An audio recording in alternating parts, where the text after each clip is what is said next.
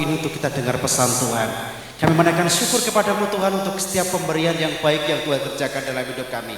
Mungkin saja hari ini kami belum bisa melihat bahwa karya itu baik, tetapi cepat atau lambat kami pasti akan menemukan bahwa Engkau baik bagi kami.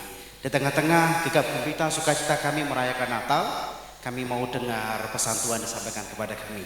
Mari Tuhan Engkau tolong kami semua, Roh-Mu bekerja atas ruangan ini, tetapi juga hati kami. Biarlah penguasaan dari arah Roh Kudus membuat kami bisa menangkap, menyerap, dan menghidupi pesan-Mu. Demi nama Yesus kami berdoa dan mengucap syukur. Haleluya.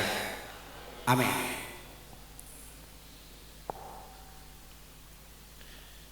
Sorry tak angkat agak ke depan ya Bapak Ibu ya, supaya saya takut kalau kesingsal sama kabel. Selamat malam teman-teman semua. Salam. Apakah stabil kabarnya? Terkendali ya.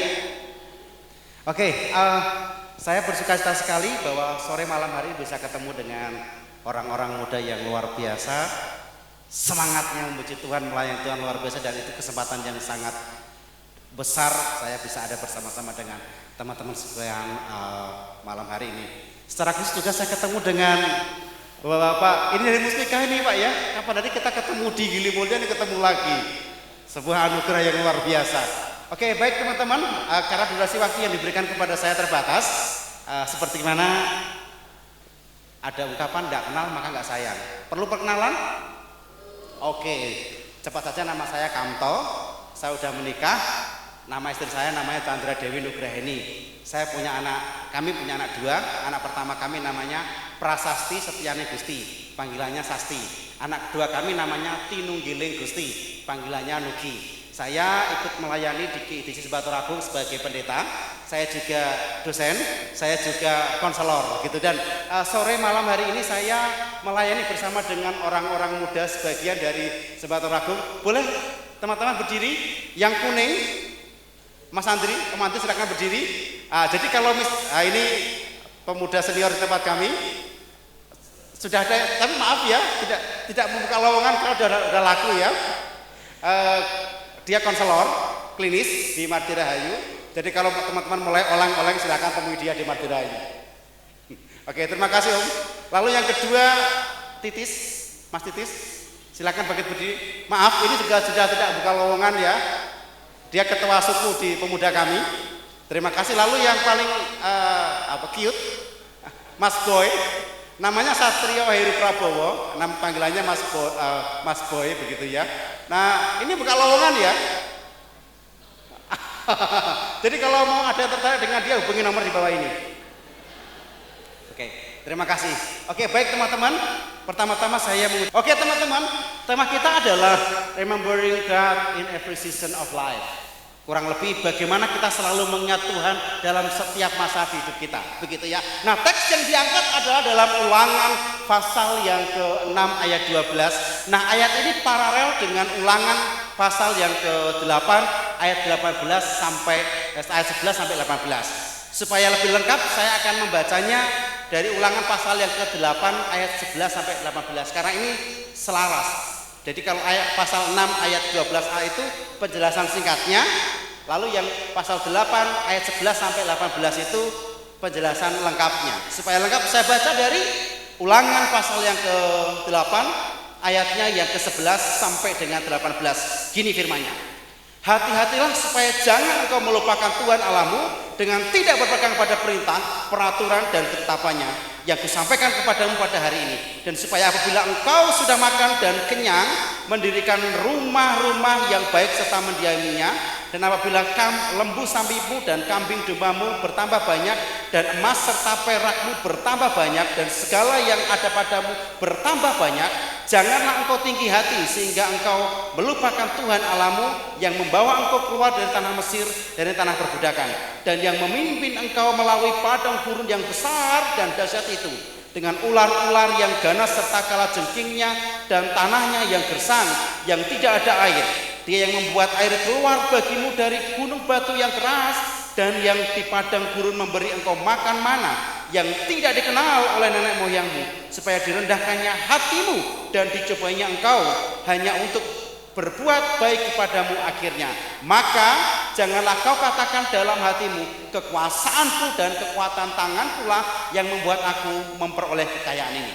Tetapi haruslah engkau ingat kepada Tuhan Allahmu, sebab dialah yang memberikan kepadamu kekuatan untuk memperoleh kekayaan, dengan maksud meneguhkan perjanjian yang diikrarkannya dengan sumpah kepada nenek moyangmu seperti sekarang ini. Nah teman-teman pernah dengar kata insomnia?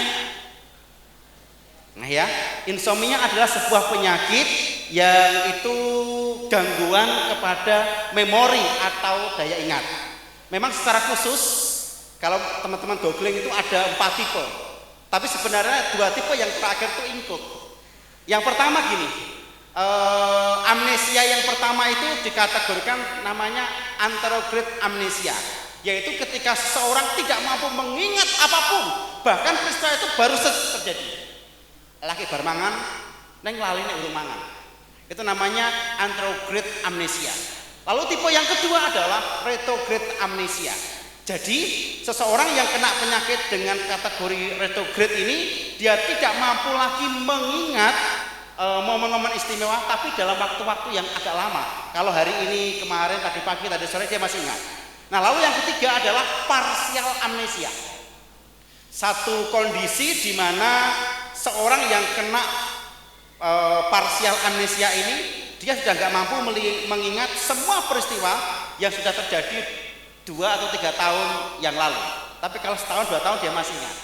Nah, orang yang kena amnesia ini biasanya yang pertama disebabkan karena fungsi-fungsi saraf otaknya itu atau faktor psikologisnya terganggu. Tapi juga faktor yang kedua kita menyebutnya gangguan organik, yaitu ketika seseorang itu mengalami stroke, ada trauma atau benturan di kepalanya, kecelakaan misalnya, naik sepeda motor tidak pakai helm terlalu jatuh atau dipukul kepalanya. Jadi satu benturan di kepala yang bisa membuat kemampuan untuk otak ini mengingat menjadi lupa. Nah jadi teman-teman, dalam hal rohani, kalau misalnya kita ngomong itu kan penyakit secara jasmania ya, fisikly. Jadi orang bisa melupakan sesuatu baik yang baru terjadi 3 tahun yang lalu ataupun tidak bisa mengingat sesuatu sama sekali. Nah secara rohani setiap orang Kristen juga berpotensi mengalami amnesia rohani, yaitu ketidakmampuan mengingat hal-hal yang Tuhan kerjakan dalam hidupnya. Nah teks ini saudara-saudara itu diangkat dari pengalaman bangsa Israel yang waktu itu sudah mau masuk tanah Kanaan. Nah tanah yang diperjanjikan Allah berlimpah dengan susu dan madu, di mana bangsa ini akan mengalami segala kelimpahan yang dari Tuhan. Nah Tuhan lewat Nabi Musa ini wanti-wanti, nanti seandainya engkau sudah dibawa masuk Allah ke tanah perjanjian itu, tanah yang penuh dengan susu dan madu yang berlimpah-limpah, yang nanti Tuhan berkati usahamu, berkati ternakmu, engkau berlimpah dengan harta kekayaan, rumahmu menjadi bagus, harta ternakmu menjadi banyak sekali. Jangan lupakan Tuhan, gitu ya. Itu pesannya. Sehingga adalah menarik menurut saya ketika panitia di sini mengangkat tema ini untuk menjadi nasihat penting bagi kita sekalian. Nah, supaya kita selalu ingat dengan pesan ini, bagaimana kita selalu mengingat Tuhan dalam setiap masa di hidup kita. Saya suka dengan istilah 3S. Apa itu? Supaya kita gampang nangkap apa pesan tema Natal tahun hari ini. S yang pertama adalah, saudara teman-teman, kita mesti harus selalu mawas diri. Perhatikan ayat 11. Ayat 11 begini, hati-hatilah supaya jangan engkau melupakan Tuhan. Hati-hatilah. Saudaraku yang dikasihi oleh Tuhan, kata hati-hati ini adalah sebuah nasihat peringatan agar kita itu selalu waspada dan mawas diri. Begini teman-teman, ada seorang yang kaya raya namanya Leo Tolstoy. Leo Tolstoy ini adalah orang di Rusia yang hidup pada tahun 1828 sampai usianya 70 sekian. Leo Tolstoy ini adalah seorang tuan tanah yang kaya raya. Satu waktu dia sangat Tuhan. Padahal negaranya waktu itu pengaruh komunis dia percaya. Terus waktu itu sama dengan saudara, dia bertobat. Ketika dia bertobat, dia mengajari firman Tuhan. Dia terus kemudian temukan kebenaran. Nah, karena ini kan tuan tanah-tanahnya banyak, pekerjanya banyak sekali. Nah, seringkali waktu itu tuan tanah itu berlaku kerja. Lalu agar dia tidak tergoda dengan kejahatan-kejahatan yang biasa dilakukan oleh orang yang berkuasa waktu itu, teman-teman. Lalu kemudian dia jual sebagian besar hartanya, dia bagi-bagikan kepada orang-orang miskin. Lalu kemudian dia memilih masuk sekolah teologi, lalu dia menjadi seorang hamba Tuhan. Nah, dalam sebuah buku yang dia tulis dia cerita begini. Awalnya di situ ada seorang petani. Awalnya dia adalah petani yang sederhana. Lalu ada iblis yang bermusim-musim, bertahun-tahun mencoba menggoda petani ini. Sampai akhirnya si iblis ini gagal menyerah karena digodanya apa aja. Ini petani ini tidak pernah jatuh. Lalu satu waktu iblis ini ketemu dengan temannya iblis. Lalu ngomong-ngomong, aku goda pak petani itu kenapa nggak bisa jatuh? Dia nggak bisa serakah, dia selalu ramah, dia selalu baik hati, selalu sayang sama keluarganya. Lalu iblis yang lebih sudah pengalaman itu ngomong sama dia, kau kurang belajar. Agar bisa jatuhin petani itu sebenarnya gampang. Buatlah dia berhasil dalam segala sesuatu. Nah, saudara, betul, iblis ini terus kemudian kembali kepada petani itu, lalu mengupayakan agar apapun yang dibuat petani ini berhasil. Termasuk ketika teman-teman yang lainnya pada gagal panen, petani ini berhasil akhirnya. Kalau makin kaya orang ini, saudara. Dan bukan hanya itu, lewat buku itu diceritakan, bahkan iblis itu memberi ide keren, saudara. Dia mampu membuat fermentasi dari gandum, dibuat sedemikian rupa menjadi minuman vokal yang dijual sampai ke Indonesia. Lalu, saudara, petani itu menjadi makin kaya dan sangat kaya. Karena dia bukan hanya berhasil lewat usaha taninya, tapi juga lewat vokalnya. Satu waktu sebagai perayaan tanda dia sukses dan kaya raya, dia undang tetangganya. Dia buat pesta besar-besaran, saudara. Lalu di pesta-pesta banyak semua termasuk vodka yang ditemukan dari fermentasi gandum itu disuguhin. Di tengah-tengah pesta itu, petani itu kemudian menjadi roto oleh, saudara. Roto oleh. Nah, di tengah-tengah oleh itu, dia terus kemudian utang semini kalau aku, utang gandum itu semini, utang semini. Nah, saat itu juga di tengah-tengah yang kesadaran sudah mulai oleh dia berubah menjadi sangat jahat. Pesta yang awalnya sebagai syukuran kesuksesan menjadi pesta kegaduhan yang menghasilkan kekecewaan. Pasangan pentingnya adalah saudara begini. Ketika engkau dalam perjuangan, dalam proses pergumulan, mungkin engkau tenang berdoa kepada Tuhan. Tapi nanti ketika engkau sudah diberkati, kerjaan mapan, kadang-kadang lari karo Gusti Allah. Pesan ini penting. Mungkin sekarang teman-teman belum berpikir ke arah itu. Ini urung di pacar, cuma teman Tuhan, tolong masa gue kasihan. Terbaik punya gandengan kalau Tuhan masuk aku. Orang sekarang bahasa muda, jomblo itu bukan nasib, jomblo itu pilihan. Betul, tak berpesan kemana-mana nggak laku ya. Nah, tapi pesannya ada teman-teman kita diminta untuk mawas diri. Karena ada banyak hal bisa menjatuhkan kita. Jadi mungkin sekarang kok dalam masa pergumulan, lagi SMA, lagi kuliah, lagi berhasil kerja, kalau nyambut dewong begitu ya. Tapi ingatlah nanti ketika suatu saat Allah menuntut kau, memberi kau anugerah berkat, jangan lupa dari mana kau berasal dan siapa yang menganugerahkan semua itu kepadamu. Jadi yang pertama adalah selalu mawas diri. Lalu yang kedua, saudara, yang kedua adalah selalu sadar akan diri kita. Perhatikan ayat 14 sampai dengan ayat yang ke-17. Kita ngomong demikian. Jangan engkau tinggi hati sehingga engkau melupakan Tuhan. Jangan engkau tinggi hati. Saudara, natur keberdosaan setiap orang adalah blok kemaki, sok ganteng, sok ayu, sok pinter, sok jaya-jaya, padahal sini pakok. Teman-teman, sorry, waktu yang diberikan kepada saya itu cuma 30 menit. Nanti sama cerita.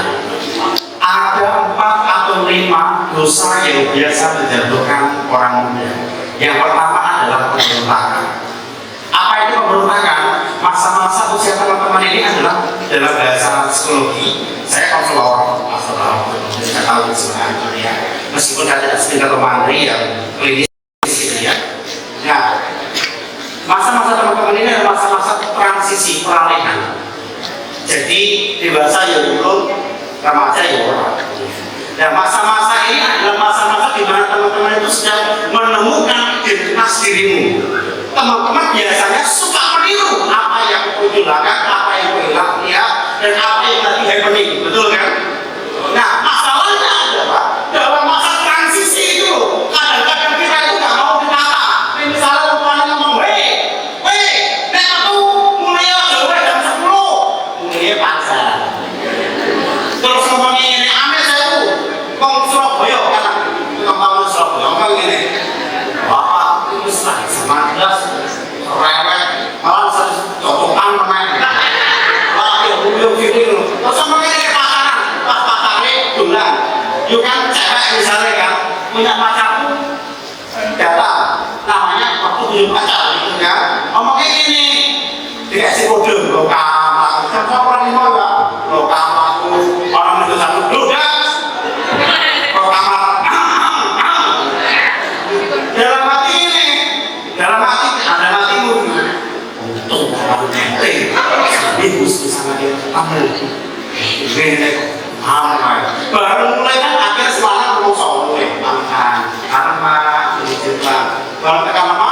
Pada kartu, ini berbunga, lawan, tutup, otak batak, berang. Oh, sedia beli mana apa? Nah, itu satu sama saja. Biasanya teman-teman usia seperti teman-teman ini mencoba untuk tidak menggunakan, tidak mau diatur, mengeksplor diri berlebih-lebih. Saudara saja tahu. Ketika engkau ingin bebas, sebebas-bebas dan camkan kata-kata saya, engkau bukan bebas tapi waktu bebas. Apalagi itu, kalau Anda belum punya anak, Anda nggak ngerti apa yang saya bicarakan. Tapi nanti ketika aku makin dewasa punya anak, Pak akan tahu. Saya punya anak perempuan yang paling gede. Saya mikir, saya dengan dia. Kalau seandainya nanti besar ada pria yang pernah sama anak itu, tak kitas. Nah, perasaan itu juga yang ada pada orang tuamu yang namanya kan penghidupmu memberi banyak pengalaman kepadamu, tapi sebenarnya dia berangkat dengan saya. Nanti kalau ada orang-orang model-model garangan, kurang ajar kawan. Oh iya Pak, permisi, saya sekarang sebenarnya Pak ya.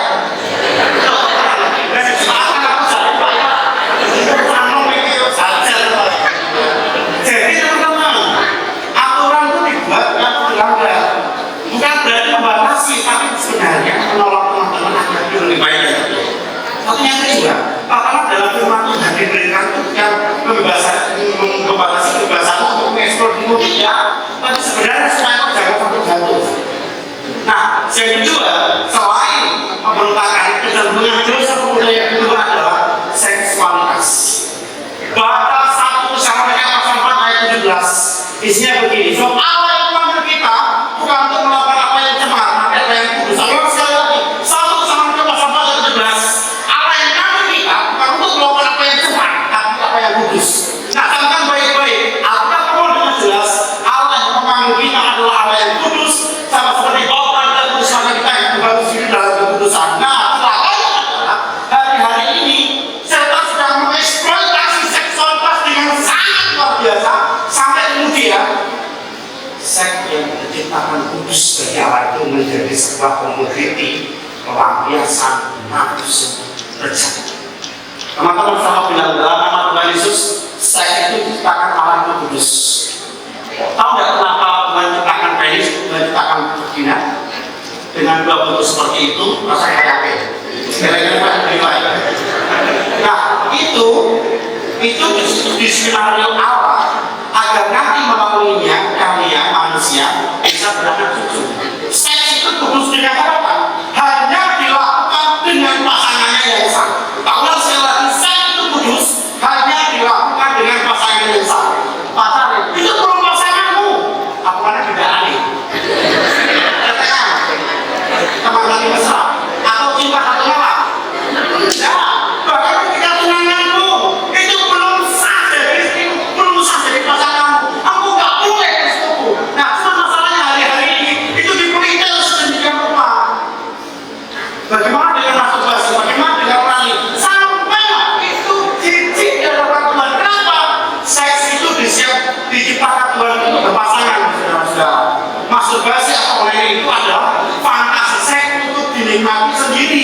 Dan itu menjijikkan Tuhan. IG, Twitter, Facebook, dan segala sesuatu itu dimuati dengan potongan-potongan seperti itu. TikTok, real video, snack video. Mungkin orang ngomong ini kan? Oh, kalian menikmati ya? Saya bilang teman-teman, saya bilang, engkau ketika menonton adegan pornografi 10 menit saja. Tidak tahu bagaimana tapi ketika tontonan yang berbau pornografi itu langsung terekam secara otak bagian tengah ini, terus kemudian otak merangsang mengeluarkan namanya delta Cosby. Ngomong terlalu ilmiah ya. Nah, itu membuat rekaman itu menjadi sangat kuat. Anda nonton cuma 10 menit itu butuh waktu 1,5 tahun untuk melupakan adegan itu. Nah, biasanya ketika Anda nonton adegan itu cuma 2, saudara. Anda fantasi sendiri atau Anda cari lawan, betul kan? Mungkin mau orang lah. Fantasi itu bisa wanita, sudah sih kalau laki-laki orang, ya kan? Itu cicil loh, saudara. Nah, nggak bisa memenuhi golek musuh pacare utawa cinta satu malam, ngerti? Sangat kecil saja.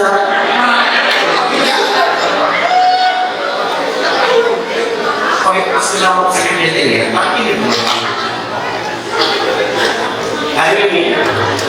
Hari ini virginitas keperjakaan yang akan menjadi sesuatu yang tidak terlalu benar. Adalah lihatnya waktu minum, amang ya kan? Cewek-cewek, virginitas cuma sekali tau. Ketika selaput darahmu sudah robek, nggak akan pernah bisa jadi virgin lagi. Sekali. Nah, pertanyaannya adalah harusnya keperawanan itu untuk berikan kepada suami. Nah, kalau kemudian kau tertipu dengan wajah pacarmu, kebaikan pacarmu yang sebenarnya serigala berbulu barangan gitu ya, yang kemudian hanya ingin kita harus bisa mendapatkan tubuhmu, tak beritahu. Nanti kalau dia sudah bosan dengan tubuhmu, dia kemudian akan bilang kamu akan blok IG-mu, kemudian dia bilang sorry kita putus, kita tidak lagi sejalan.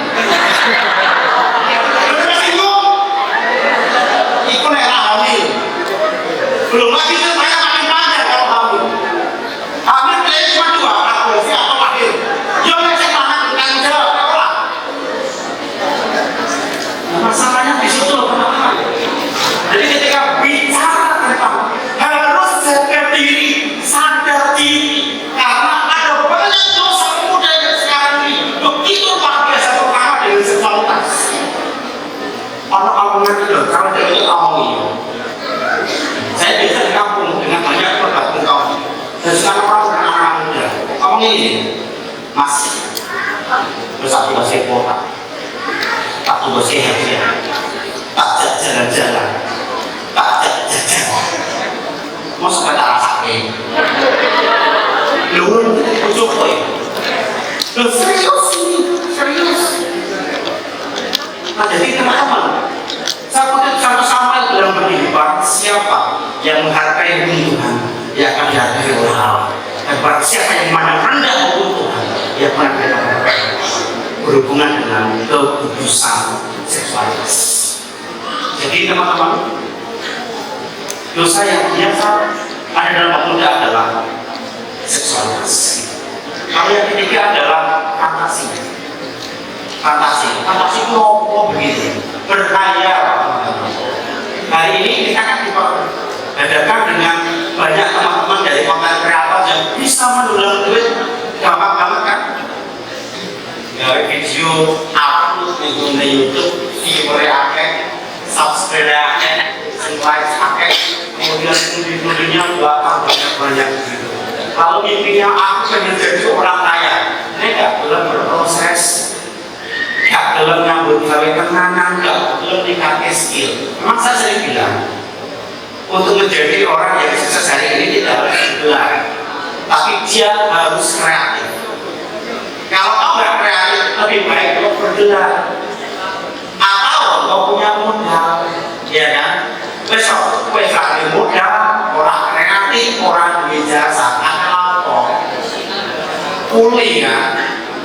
Nah, jadi untuk bisa berhasil, teman-teman harus mengupayakan. Oke, kalau kau punya modal, kau bisa buka perusahaan. Atau kalau kreatif, kau bisa menjadi konten kreator. Tapi kalau nggak punya dua-duanya, awal sekolah, punya ijazah, bisa kerja. Hari ini kalau kau tidak punya gelar sarjana misalnya, SMA dan derajat, paling-paling gaji UMR, kecuali yang udah nyambi politis. Nanti maksudnya, aku mau kami cokeli dulu foto dengan berat. Dari itu tetapin foto. Ayo sekolah kan, diskusi ya, kan gitu. Nah, jangan berhayal, kita harus jalani proses.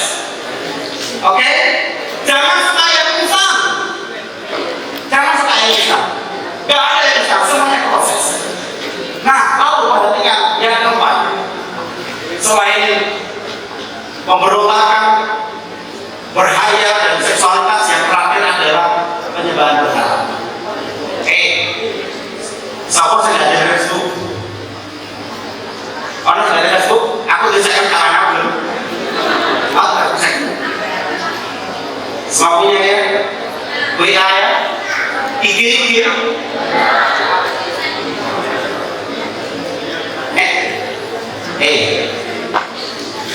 Sorry, tapi sama bola. Corona itu kemarin menjadikan kita menjadi kaum rebahan, betul ya? Enggak, aku aktif jempol bisnis yang aktif. Ini dinosok terus, betul ya? Terus kemudian oke, sekarang kita mulai sedikit beraktivitas. Terus sebutannya bukan lagi kaum rebahan, tapi sebutannya sebagai generasi stroberi. Generasi stroberi itu generasi membeli. Sidik-sidik kamuan, sidik-sidik barang dengan diupdate di status. Kok ada dokumen dari Pondok Pesantren nomor bener di blog jadi sumber pertengkaran. Lalu yang paling penting adalah sosial media itu menjadi Tuhan bagi hidup kita, termasuk handphonemu. Wes salah ke budal negeri itu, alkitabmu carry, kalau handphonemu carry, sih bukan ini apa? Artu apa sih tak betul? Tani itu apa sih tak betul ini? Kadang-kadang bohong pakmu perintah kowe sampai bunga-bunga lu kowe penting kowe menulungi. Betul kan? Dengarkan baik-baik teman-teman. Yang disebut dengan penyembah berhala itu bukan lagi sekedar hal yang mistis seperti misalnya jimat, pergi ke dukun, paranormal, mungkin atau gembolan dan sebagainya. Itu penyembahan berhala klasik teman-teman. Setan itu berinovasinya keren sekali. Dia pakai kekinian untuk menjerat supaya teman-teman ini bisa ada dalam kehidupannya. Nah, makanya definisi penyebaran berhala itu begini. Sebuah sistem penilaian di mana kita menaruh sesuatu itu lebih tinggi dari Tuhan, itu adalah penyebaran berhala. Aku sekali lagi, sebuah sistem penilaian yang kita taruh dalam diri kita, di mana sesuatu itu lebih penting daripada Tuhan, itulah berhala. Tidak tahu apakah itu bisa pacarmu, bisa pekerjaanmu, bisa kesenanganmu, bisa hobimu, termasuk jajanmu. Ayo teman-teman, ada yang pagi-pagi sebelum beraktivitas baca firman Tuhan? Haleluya. Kalau saya terus, haleluya. Dari sekian ribu orang cuma 2 orang coy. Lihatnya berarti pagi turun. Pagi yang cerah. Tapi gak pernah sama Tuhan. Ya kan? Sampai nanti loh saya percaya sesuai turun. Saya percaya bukan firman Tuhan. Meskipun di HP itu ada kitabnya, tapi sosmed. Bahkan ketika ibadah hari ini pun saya tahu yang akan teman-teman masih aktif dengan sosmed. Bahkan baik-baik omongan saya. Mungkin hari ini juga akan ngerti, tapi jangan omongan saya baik. Jika aku percaya Tuhan itu adalah pribadi yang aku yang hidup yang hadir dalam rohnya, dia punya tatanan. Dia punya tatanan. Bagaimana mungkin engkau yang tidak menghormati dia, tidak menganggap dia, tidak menjadikan dia sebagai pribadi yang penting dalam hidupmu, lalu engkau dalam hati berkata, oh Tuhan berkati aku. Tapi di tengah-tengah suasana ibadah kepadanya, kita tidak lagi menggunakan waktu dengan tulus untuk Tuhan, tapi kita menjadikan sebagai sangat mengingat, segala main HP, kemudian kita, oh Tuhan berkati aku, dari Tuhan tak sampai. Oh ya kita tahu, saya tahu, dia bukan hanya Tuhan tapi juga Bapak kita.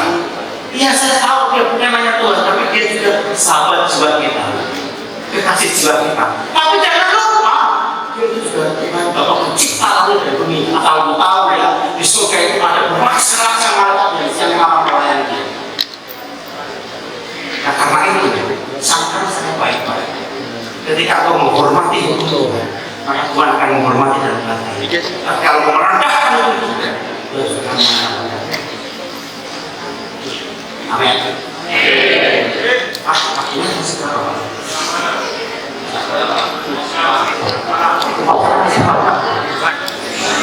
Satu lagi yang terakhir, saudara. Kalau tadi sama diri, yang kedua sadar diri, maka yang ketiga adalah selalu ingat akan Tuhan. Ayat yang ke-18 ngomong begini, tetapi haruslah engkau ingat kepada Tuhan. Haruslah engkau ingat kepada Tuhan, sebab Dialah yang memberikan kepadamu. Saudaraku yang dikasihi oleh Tuhan, saya ngomong begini. Satu survei, misalnya di sebelah institut itu ada di di sebelah institut, silakan kalian duduk. Dalam kumpulan jurnal-jurnal bersama ada satu jurnal yang menarik, saudara, bahwa satu tingkat agnostik itu naik. Jadi gini loh teman-teman, ada orang yang percaya adanya Tuhan, namanya teis. Itu kemudian mereka punya kepercayaan dengan agama. Lalu juga ada orang yang tidak percaya namanya dengan Tuhan, namanya ateis. Gitu ya. Lalu kemudian dari yang teis ini, dia percaya kepada Tuhan, dia nggak percaya kepada agama. Dia percaya kepada Tuhan, tapi nggak percaya kepada agama. Dan menurut catatan dari jurnal itu, penelitian itu, saudara, ini sampaikan data yang menurut Muslim loh, ini disebut 30 sampai 60% cenderung orang-orang muda dari saudara Muslim itu sudah tidak percaya sama agama Muslim. Nah itu PR bagaimana supaya kita bisa membuat anak-anak muda ini menjadi taat pada agama. Tinggal itu sudah lagi. Nah ini yang saya mau bilang. Jadi itu juga itu. Ada yang percaya kepada Tuhan, tapi nggak terlalu respect dengan agama. oke lah kalau Anda berguna begitu. Buku-buku yang ditulis oleh ateis, misalnya Karl Armstrong, bisa sebetulnya berperang untuk Tuhan atau sejarah Tuhan dan yang lain-lainnya. Terus kemudian orang teolog Kristen yang kemudian menjadi ateis namanya James Bond, itu juga orang-orang yang meragukan tentang agama dan Tuhan. Tapi gini, apapun itulah, tapi faktanya adalah seluruh alam semesta ini ada, itu pasti ada pribadi yang mengendalikan. Oke, kita berpunya yang lain. Kalau saya punya Allah Bapa di surga yang kemudian menyatakan diri menjadi manusia yang kita peringati dari lainnya dalam mengenal Dia Yesus Kristus yang saya percayai. Nah, untuk tahu mengapa aku ada di bumi ini, saya tidak mungkin cari ilmu filsafat, saya tidak mungkin tanya kemana-mana. Aku mesti tanya manual book, kenapa saya diciptakan. Nah, manual booknya itu ada dalam Alkitab. Karena yang saya percaya, bagaimanapun ceritanya, bagaimanapun tujuannya orang tua aku ayah dari buku merencanakan lahirnya anak, di atas segalanya itu ada pribadi lain yang menciptakan aku. Makanya itu tidak pernah ada ceritanya dalam perspektif orang Kristen ada yang namanya anak yang gak diharapkan dia. Mungkin bapakmu, ibumu dulu tulanan, terus jadi kamu pernah juga mau dikuburkan, kamu kemudian dianggap sebagai anak yang tidak diharapkan. Oke, fine, mungkin orang tak bilang begitu, tapi dalam perspektif tidak, karena tidak mungkin seorang nyawa ada di bumi kalau bukan Tuhan yang memberinya. Oke, nah kalau itu untuk tahu tujuan mengapa aku ada di bumi, Alkitab memberi 5 alasan. Itu yang dikupas oleh Diber. 5 alasan yang pertama adalah agar kita ini diciptakan oleh Tuhan itu untuk kesenangannya. Saudara, Allah ketika menciptakan manusia itu tidak sembarangan. Meskipun engkau kakak anak ini, anak haram, anak yang diharapkan, anak yang dibuang, atau apapun itu, tapi Tuhan mengharapkan kepada bumi. Karena ketika Dia merencanakan seorang yang ada di bumi, Dia detail menyebutkanmu saudara. Pasal 139 mengatakan betapa ajaib yang kejadian kita hari ini. Makanya dari 7-8 miliar orang di bumi ini saudara, tidak ada satupun yang jarinya sama. Hei, emang 7-8 miliar orang di bumi ini gak ada sisi jari ini kok. Bayangin, Gusialah gak ngeluh lukis sisi jari sama Nabi. Itu sama saja tahu bahwa kita itu diciptakan istimewa, jadi Islam istimewa. Terus selain istimewa, itu unik saudara. DNA-mu itu bisa dirujuk mulai dari siapa? Misalnya ada kecelakaan, orang diminta dirinya, orang namamu itu anakku, mungkin datanya ini yang berusaha kabeh. Karena cara ini sambil DNA, ketahuan, oh jadi anakku, bapaknya anakku.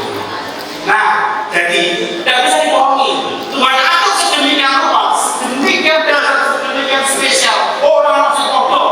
Kita ini adalah produk unik siji-siji orang masih bodoh berawal itu. Bahkan yang lain kembar sekalipun tetap berbeda. Nah, karena itu teman-teman, karena kita ini unik, just only one in the world, siji-siji terjaga, makhluk unik dirawat ya, soalnya hilang punah. Jadi kalau saya kemudian tidak ada, saya model kue harus rawat. Lu ya kan? Jadi tidak apa ya, jadi pacar-pacar itu pacar itu mengkonek silang, orang masih ketemu. Ya oke, lalu yang kedua, kita ini diciptakan supaya jadi keluarga Allah. Makanya ketika kita ngomong panggil Dia Bapa, kita disebut sebagai anak Allah. Nah, hubungan yang harmonis itu yang diinginkan Allah atas kita, supaya kita panggil Dia ya Aba, ya Bapa. Nah, istimewa apa lagi yang kurang kalau Allah yang pencipta langit bumi, yang punya skala kemuliaan itu mengizinkan dirinya dipanggil oleh saya dan teman-teman yang modern yang kau miliki lain. Bapak, untuk si kurang ajarkan berjalan, mentolong dulu. Nah, berjalan terus si kurang-kurang. Cuma Allah kan tidak seperti saya, panjang sabar begitu ya. Lalu yang ketiga, apa tujuan Allah menciptakan kita? Supaya kita serupa dengan Kristus. Apa yang serupa? Akan kasihnya bukan, tapi kualitas karakter kita supaya serupa. Harus ada bedanya. Karena dalam banyak teks kita, oh orang dunia, ya kan? Supaya kita dunia dan semuanya ini sudah jatuh dalam dosa. Dan Allah menjadi teman-teman dan saya itu atas ketika nggak sama dengan orang-orang dunia. Dan sini ngomong segak karena harus jawab kalian tahu mabuk tiu dan teman-temannya. Anak-anak pendak itu. Kalau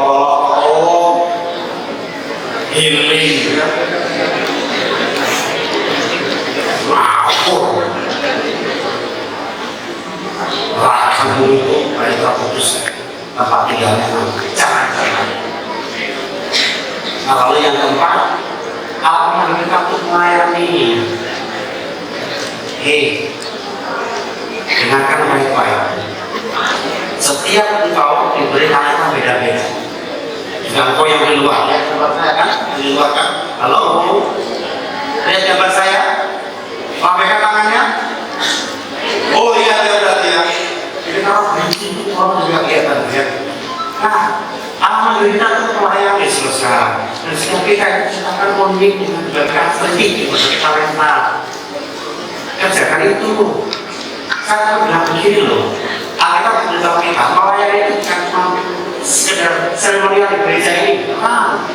Tapi saya punya definisi yang jauh di dalam. Melayani itu gini. Apapun yang kau lakukan untuk sesamamu dengan hati untuk Tuhan, kau sedang melayani Allah. Ulang sekali lagi, apapun yang kau lakukan untuk sesamamu dengan hati Tuhan, kau sedang melayani. Baik kau ketika sekolah, kau melakukan peran sebagai murid yang baik, ketika kau bekerja, kau melakukan peran sebagai pekerja yang baik, ketika kau sebagai atasan, kau mengerjakan peran sebagai atasan yang baik, ketika kau menjadi bawahan, kau melakukan tugas tanggung jawab sebagai bawahan yang baik, aku bukanlah sedang mengerjakan aktivitas jasmani yang sedang melayani di bidang itu, teman-teman. Jadi kalau di gereja otomatis, tapi dimanapun saja, dimana kau diberi kesempatan untuk bisa berkarya bagi Allah, ingatlah bahwa kau ada di bumi ini diciptakan untuk sebuah tujuan, dan ada Allah yang punya tujuan yang menciptakan kau. Agar tahu apa tujuannya, manual juga sudah dari Alkitab. Baca itu, hidup itu, dan yang terakhir kita diciptakan untuk sebuah tujuan Allah, mewakili Allah untuk bersaksi. Teman-teman yang dikasih oleh Tuhan, tahukah saudara kenapa ketika kita percaya Yesus kita langsung diangkat ke surga? Kenapa ketika kita percaya dengan Yesus kita langsung diangkat ke surga? Alasannya karena ada tugas dalam dirimu yang belum selesai. Apa itu? Menjadi wakilnya Allah di bumi ini dalam tutur kata, perilaku, sikap, perbuatan, apapun yang berbuat. Allah ini agar yang kita kerjakan itu mencerminkan Dia, supaya ketika orang berinteraksi denganmu, Dia seperti melihat Tuhan. Nah, itu tujuan Allah. Nah, jadi saudara-saudaraku yang dikasih Tuhan, bagaimana agar aku selalu ingat akan Tuhan dalam setiap dinamika hidup kita? Ingatlah, awas sini, ada banyak godaan. Lalu yang kedua, kita mesti harus sadar diri kita. Kita ini bisa seperti apa nanti kita akan campur tangan Tuhan. Kurasa kemana, kurasa mabuk, kurasa sombong, semua itu ada bagian dari Tuhan. Kita mesti harus kembali dan kerjakan untuk Tuhan. Dan yang ketiga, ingatlah ada tujuan Tuhan dalam hidup kita. Amin. Kita berdoa. Maaf Pak. Terima kasih untuk pesan yang sudah kami dengar malam hari ini. Mungkin sangat cepat kita berbincang karena kita bersifat. Ada yang percaya dan berdoa di dalam hati yang menyempurnakan pesan ini. Apa yang telah taruh di hati, hambamu sudah hamba bagi. Selebihnya, mari Tuhan sempurnakan karya orang-orang muda yang hebat, orang-orang muda yang luar biasa ini. Biarlah mereka semua yang dengar pesan ini boleh diubahkan, boleh mengambil komitmen untuk mereka menjaga hidup mereka kudus, untuk menjaga hidup mereka berkenan kepada-Mu, dan untuk mengupayakan dalam dinamika hidup mereka selalu akan ingat Engkau. Baik saat mereka diberkati dalam pergumulan, mereka dalam perjuangan atau dalam puncak kesuksesan, biarlah terus tangan kasih Tuhan selalu nyata dalam hidup mereka. Terima kasih Tuhan. Hamba berhenti berbicara, tapi biarlah firman Tuhan akan terus menerjemahkan pesannya untuk setiap kami, sehingga tidak ada seorang pun dari kami yang tidak diberkati olehnya. Demi nama Yesus Allah kami yang hidup, kami sudah berdoa dan mengucap syukur. Haleluya. Amin. Sudah hadir, saya menyampaikan terima kasih dan secara pribadi mewakili rekan-rekan dari KMP Ministry, menyampaikan selamat Natal buat kita sekalian, dan berkata-kata mengenai saudara sekalian dan juga saya untuk tahun baru. Nama Tuhan mari menerima dan sejahtera. Mohon maaf bila ada salah dan kata-kata saya kurang berkenan, dan terutama kalau saya mampu cepat-cepatan ya. Saya berharap bisa sepenuhnya menjadi pesan yang besar teman-teman dapatkan.